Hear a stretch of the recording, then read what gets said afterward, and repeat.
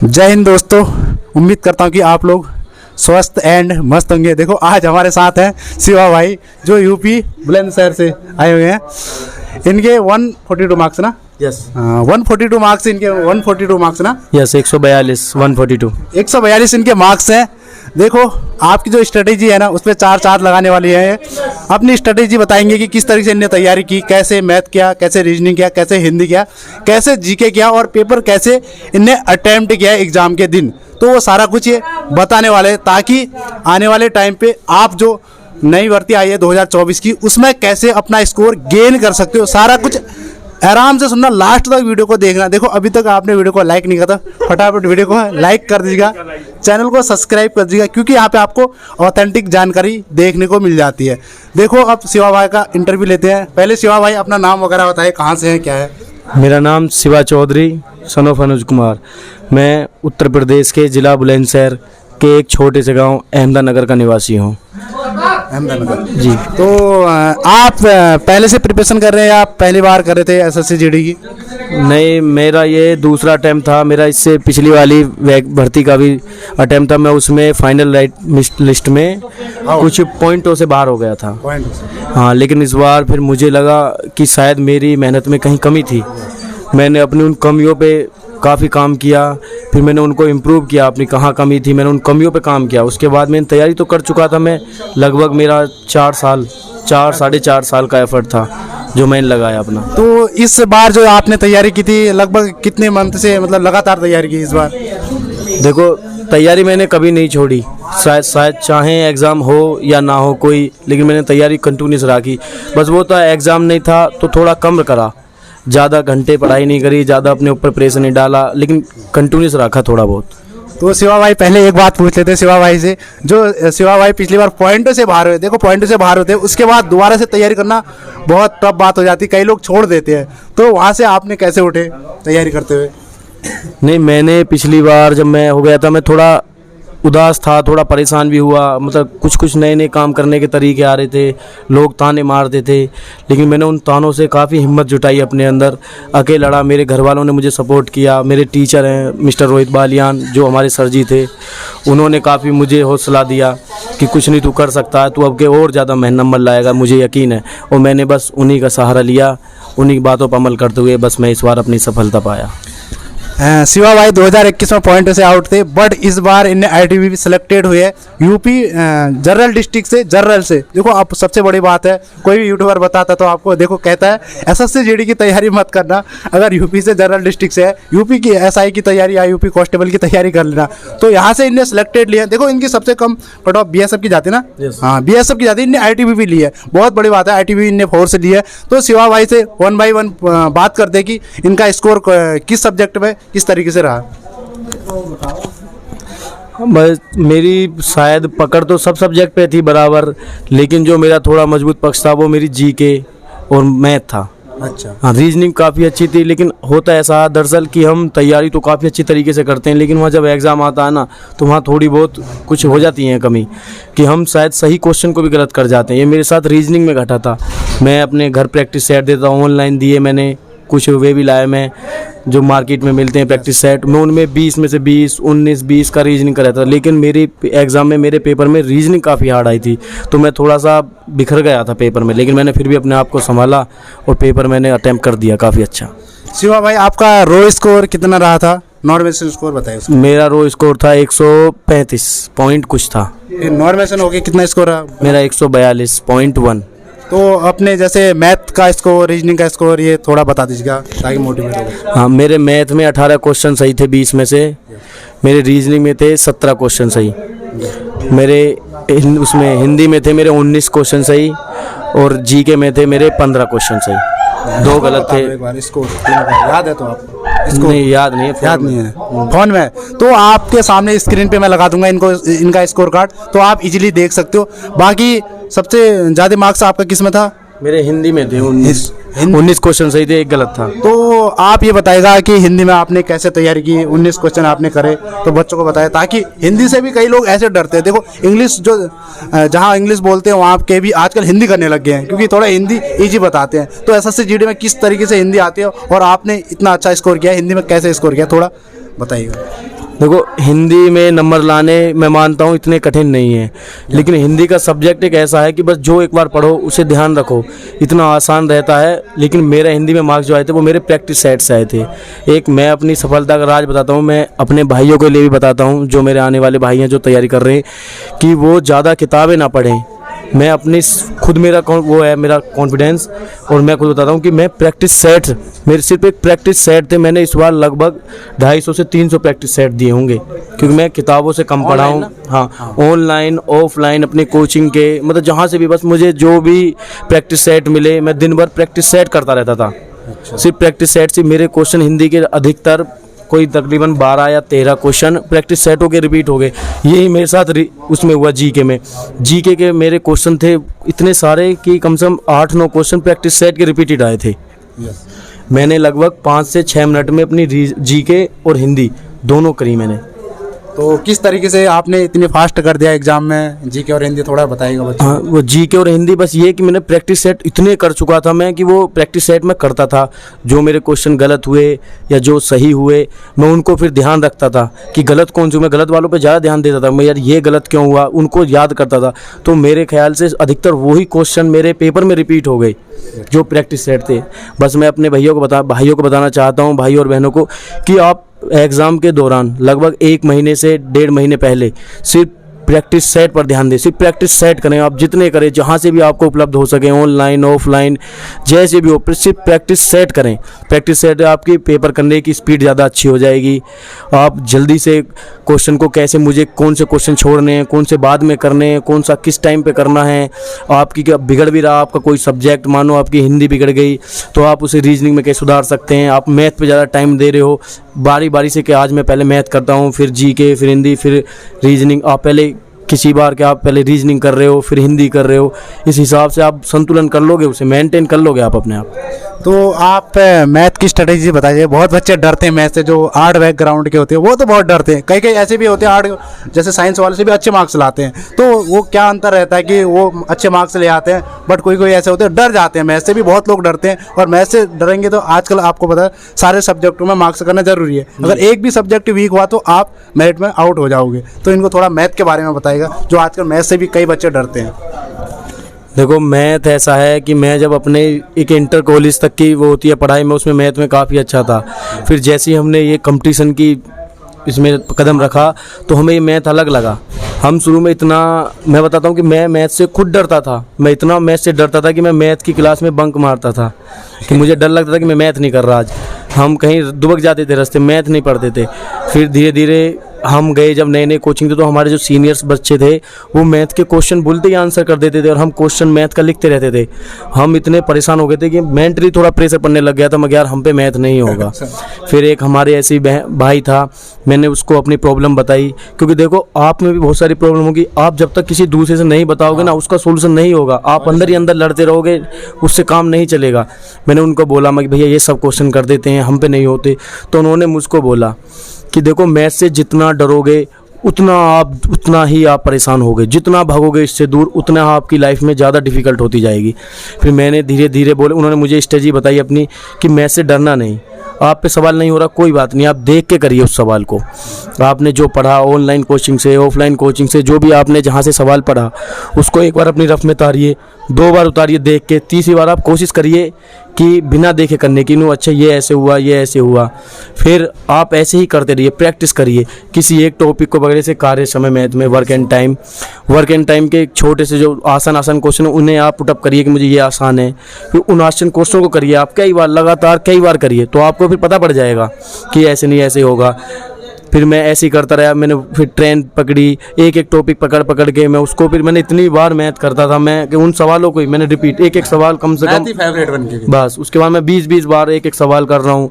उसके बाद धीरे धीरे हमें खुद नहीं पता चला कि हम कब मैथ में इतने अच्छे हो गए कि हम भी आज हमारे भैया कोचिंग वाले सर हमारे क्वेश्चन बोलते हैं और हम तुरंत ही आंसर देते हैं, हम क्वेश्चन भी नहीं लिखते। अब ये मुझे खुद नहीं पता चला।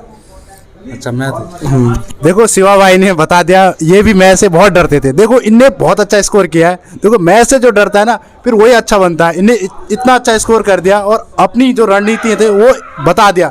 तो आप मैच से भागेगा मत। अगर आप मैच से भागोगे ना फिर आपका हाल बुरा होने वाला है, फिर आप स्कोर नहीं कर सकते हो। अच्छा स्कोर करोगे आने वाले टाइम पे 2024 में आप भी सिलेक्टेड होगे, कोई भी फोर्स लो, बीएसएफ लो, आईटीबीपी लो, सीआईएसएफ लो। जैसे आपके बाकी इनकी जो एक गलती थी कि रीजनिंग में जैसे घर पे अच्छे मार्क्स लाते थे बट वहाँ पे नहीं आ पाए एग्जाम पे, तो क्या गलतियाँ थी ताकि आप लोग ये गलतियाँ सुधार सको, आप भी एग्जाम में अच्छा स्कोर करो। देखो पॉइंटों से अब जब बाहर होता है ना बच्चा, बहुत दुख होता है।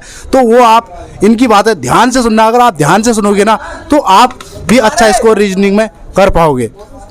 थोड़ा रीजनिंग के बारे में रीजनिंग मैं मानता हूँ, रीजनिंग एक प्रैक्टिस का वो है, सब्जेक्ट है। आप जितनी रीजनिंग में प्रैक्टिस करोगे ना आप उतने ही अच्छे हो जाओगे, क्योंकि रीजनिंग का हर सवाल नया होता है।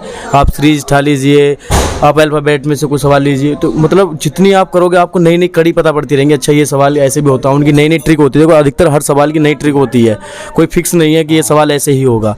मैंने रीजनिंग काफ़ी प्रैक्टिस करी थी, मैंने रीजनिंग काफ़ी अच्छी थी। बस मैं आप लोगों को, मेरे भाइयों, मैं आपको ये बताता हूँ कि आप एग्ज़ाम देते वक्त अपने ईगो को साइड में रख दीजिए। मैं अपने ईगो की वजह से ही मैं इतने थोड़ा सा मैं मानता हूँ कि मेरे नंबर थोड़े और ज़्यादा आते कि जिस हिसाब से मैंने मेहनत करी थी, बस थोड़े नंबर कम रह गए क्योंकि मैं अपने ईगो पे ले गया था रीजनिंग। क्योंकि मैं अपना घर प्रैक्टिस कर देता, मेरे 19 से कभी 18 क्वेश्चन नहीं हुए, मेरे 19 या 20 रहते थे। मैं जब एग्ज़ाम दे रहा था कुछ 2-3 क्वेश्चन ऐसे थे वो काफ़ी डिफिकल्ट थे, हार्ड आ गए थे। शायद मैंने पहली बार देखा था एक आध क्वेश्चन, तो मैं उनके में बोला कि यार ये क्यों नहीं होंगे, मैं इन्हें करूँगा और ज़रूर करूँगा। मैं तो रीजनिंग सारा स्कोर करता हूँ। हाँ, मैं अपने ईगो पे ले गया, तो मैं उस रीजनिंग में सवालों में इतना अटक गया कि मैं तकरीबन 25 मिनट में मेरे मात्र 15 क्वेश्चन हुए थे रीजनिंग के। मैं उस समय बिखर गया था, मतलब मैं टूट गया था। मैं यार पेपर नहीं होगा, क्योंकि जब मैंने देखा स्क्रीन पे टाइम चल रहा था मैं गया। उसके बाद फिर मैंने पानी मांगा, पानी पिया। एक घूंट पानी पीने के बाद फिर मैंने ठंडे मन से अपने उसको शांत करा। मैं किसी बात तू कर सकता, तू छोड़ इन क्वेश्चनों। फिर मैंने वो छोड़े, मगर जब मैं बाद में देखूंगा, जब मेरा पेपर अपना पूरा कर लूँगा, जब टाइम बचेगा तो उसके बाद फिर मैंने 2 क्वेश्चन और करे, मेरे 17 हो गए थे। तो इनने बता दिया कि ईगो नहीं लेना है। अगर आप कोई भी क्वेश्चन कर रहे हो, जीके का कर रहे हो, किसी का कर रहे हो, आपके जीके में स्कोर कितना था लगभग? मेरे जीके में मैंने 17 क्वेश्चन करे थे, 15 सही 2 गलत थे। जीके में देखो बहुत लोगों की शिकायत रहती है। मुझे लगता है ना जब भी एग्जाम कोई भी सॉल्व करता है, एसएससी जीडी हो चाहे अदर, 70% लोगों के बहुत कम स्कोर रहता है। देखो इनने इतना अच्छा स्कोर किया, 15 सही किए, लगभग 28-29 मार्क्स के अकॉर्डिंग रहेंगे। मेरे भी 24 थे, बट 28-29 मार्क्स लाना मान के चलोगे आप 100%। थोड़ा जीके के बारे में बताओ, जीके में कैसे प्रैक्टिस करते हैं लोगों के? देखो 40 में 7 नंबर 6 नंबर। मैं एक भाई उसने फुल मार्क्स लाया था तीनों सब्जेक्ट, एक में 7 ही मार्क्स लाया था जीके में। थोड़ा जीके का भी ध्यान दीजिएगा, जो मैथ बैकग्राउंड वाले होते हैं वो जीके को नहीं कर पाते। जीके के बारे में थोड़ा शिवा भाई बताएंगे किस तरीके से की? देखो मैं जीके के बारे में बताता हूँ, मैं कहीं किसी की बात नहीं बोल रहा हूँ, मैं सिर्फ अपने ऊपर बता रहा हूँ कि जो मैंने अपने ऊपर देखा, अपने अंदर देखा कि जीके कैसे पढ़ते हैं। क्योंकि हर तरीके, हर व्यक्ति का, हर बच्चे का नया नया तरीका होता है, अपना तरीका, अपना वो होता है कि मैं कैसे याद करता हूँ। जीके को सबसे अच्छा याद करने का तरीका कि आप जीके ज़्यादा ना पढ़ें, अधिक से अधिक आप जितना जीके पढ़ें उसे रिवीजन में ज़रूर लें। हफ्ते में, 10 दिन में, 15 दिन में एक बार जो आपने पहले टॉपिक पढ़ा है, जो भी कुछ भी सब्जेक्ट, आप हिस्ट्री का, पॉलिटिकल का, कहीं से भी हो, साइंस का, उसे आप रिपीट जरूर करिए। और एक जो आपको ज़्यादा जीके में जो आपको ज़्यादा हार्ड लगता है कि यार ये याद नहीं हो रहा, आप उसे लिख कर ज़रूर याद करना। आप लिख के याद करोगे तो आपको लंबे समय तक याद रहेगा। मैं हमेशा जीके के जो क्वेश्चन थे, जो चीज़ होती थी जीके, कुछ टॉपिक जो मुझे याद नहीं रहते थे, मैं उन टॉपिक को उसको कॉपी में नोट करके लिखता। मैं अपने नोट्स खुद बनाता था, जो भी नहीं होता था मेरे पे नहीं समझ में आ रहा मैं उसे खुद करता था। जीके बस इतना है कि जीके को आप जितना आप रिवीजन करोगे जीके उतनी लॉन्ग टाइम तक रहेगी। मैं खुद मानता था कि मैं जीके मेरी सबसे अच्छी है। देखो शिवा भाई ने जीके, हिंदी और मैथ, रीजनिंग सारा कुछ बता दिया। जहाँ गलतियाँ हुई थी वो भी सब कुछ इनने बता दिया। और कैसे स्कोर 142 मार्क्स लाना बहुत बड़ी बात है। 145 या 44 के अप्रॉक्स 90% हो जाता है, शायद 160 का 90% हो जाता है। आप मान के चलो 90% मार्क्स लाए हैं एसएससी जीडी में, तब जाके सिलेक्शन आईटीबीपी है। देखो हम तो कम मार्क्स पे हो जाते हैं, मेरे तो 116 है। मैंने सोचा जिसके ज़्यादा मार्क्स है ना उनके पास जाएंगे। और जैसे आप ऐसा सब भी ले सकते हो, ऐसा बात नहीं है। जो इनने गलती किया जैसे रीजनिंग में, नहीं तो ऐसा सब मिल जाते इनको 7-8 मार्क्स और एक्स्ट्रा होते तो, क्योंकि 149 के आसपास ऐसा सबकी कट ऑफ रही। देखो ये इनने बता दिया। बाकी एक क्वेश्चन और शिवा भाई से पूछना चाहता हूँ, जैसे एग्जाम देने जाते हैं तो एक मेंटली प्रेशर हो जाता है और थोड़ा आदमी घबरा जाता है अंदर से कि एग्जाम में होगा, पढ़ के जाएगा उसी का होता है। जब पढ़ के जाएगा उसे लगता है भयंकर अब कैसे एग्जाम होगा, वो डिस्टर्ब हो गए। कभी कभी पढ़ता अच्छा है तो वहाँ पे कर नहीं पाता। थोड़ा बताएगा कि वो कैसे करे, कैसे प्रेशर को हैंडल करे एग्जाम में। देखो आप एग्ज़ाम देने जाते हो, मैं भी गया हूँ, मैंने भी काफ़ी एग्ज़ाम दिए हैं। घर से जाते हैं एग्ज़ाम सेंटर के बाहर तक, एग्ज़ाम सेंटर के बाहर से लेके आपको एग्ज़ाम सेंटर की कुर्सी पर बैठने से पहले अपनी चेयर पे बैठते हो, उस समय तक इतना प्रेशर होता है आपको, जब तक आपको पेपर नहीं मिलता, आपको एग्ज़ाम नहीं मिलता करने के लिए, उस समय तक इतना प्रेशर रहता है क्या होगा, मेरा पेपर कैसा होगा, मैं कितने सवाल अटैम्प्ट करूँगा, मेरे कितने सही होंगे। वो मेरे साथ भी था, मैं जब तक डरा था, लेकिन जैसे ही एग्ज़ाम स्टार्ट हुआ वो प्रेशर, अगर आपकी तैयारी अच्छी है थोड़ी बहुत, मतलब आप हाँ थोड़ी बहुत तैयारी है आपकी, तो आप उस प्रेशर को, जैसे ही एग्ज़ाम स्टार्ट होगा ना, आप उस प्रेशर को एकदम ख़त्म हो जाएगा वो।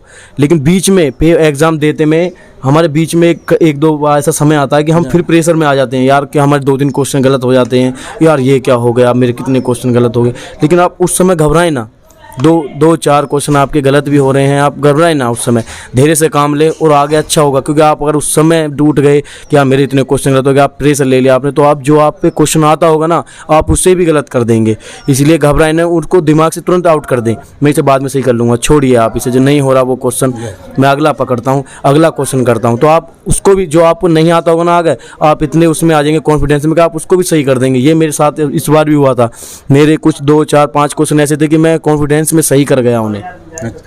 शिवा भाई ने बहुत अच्छे से अपना इंटरव्यू दिया और सब कुछ बताया, स्ट्रेटेजी बताई कि किस तरीके से तैयारी करें। देखो मैथ का भी बता दिया इन्हें, जो डरते ना अब डरोगे नहीं, आप लोग डरोगे नहीं। अगर डरोगे तो फिर आपका सिलेक्शन होने वाला नहीं है, क्योंकि कंपटीशन बहुत ज़्यादा है इस टाइम पे। आने वाले टाइम पे बढ़ते रहेगा, चाहे कितनी पोस्ट है। देखो आपकी पोस्ट कम आए ज़्यादा आए, इससे फ़र्क नहीं पड़ता, आप तैयारी कितनी कर रहे हो इस पर डिपेंड करता है, एग्जाम आपका निकल जाएगा। बाकी शिवा भाई ने सब कुछ आपको बता दिया, मेरी स्ट्रेटेजी तो मैंने आपको बताई दी थी। मेरे से ज़्यादा मार्क्स इनने गेन किए हैं SSC GD में। देखो हम तो उत्तराखंड से, तो कट ऑफ कम लगती है, ऊपर से बॉर्डर डिस्ट्रिक्ट है हमारा, तो थोड़ा और कम लगती है। तो इन शिवा भाई ने बता दिया किस तरीके से आपको तैयारी करनी है। देखो इनने ये भी बताया कि एग्जाम में देखो जो क्वेश्चन नहीं आ रहा ना उसको छोड़ देना है, ईगो पे ये आपको भी नहीं जाना है। देखो आप एग्जाम फटाफट करिएगा, जो क्वेश्चन आ रहे हैं पहले इजी क्वेश्चन, वरना बाद में ऐसा होगा आप प्रेशर हैंडल करोगे। आप 100 क्वेश्चन, जितने भी क्वेश्चन 60 क्वेश्चन ना जी हाँ 80 क्वेश्चन 60 मिनट में 80 क्वेश्चन भी नहीं कर पाओगे आप, 70-60 ही देख पाएंगे। जैसे ऐसे बच्चे भी होते हैं जो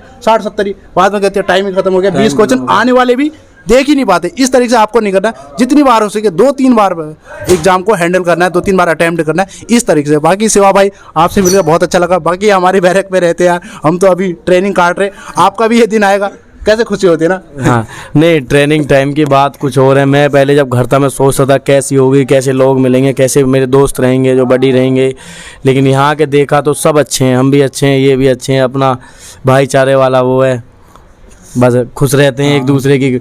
जो कुछ रहता इनमें कुछ कमी है, कुछ हम में कमी है, उन कमियों को थोड़ा नज़रअंदाज कर देते हैं हम, क्योंकि अगर कमियों पे ज़्यादा ध्यान देंगे तो वो बात नहीं बन पाएगी ना। फिर कमियों को दूर करके हम बस अपने उसमें खुशी में खुश रहते हैं।